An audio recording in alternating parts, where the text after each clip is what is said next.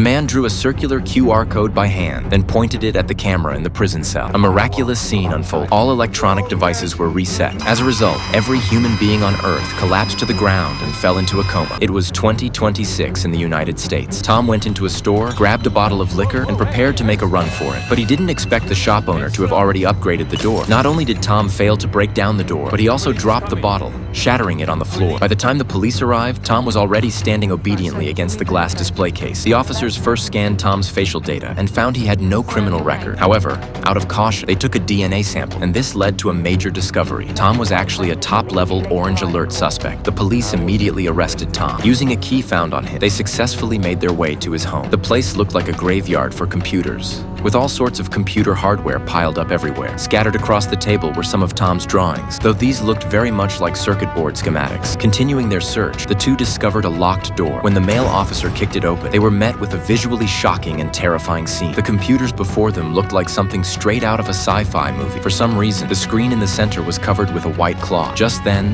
the female officer heard a noise.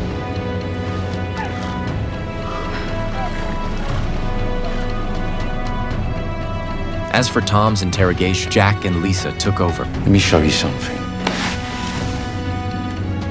Do you recognize this suitcase? Yes. So you know what's inside it then? A body we can't identify.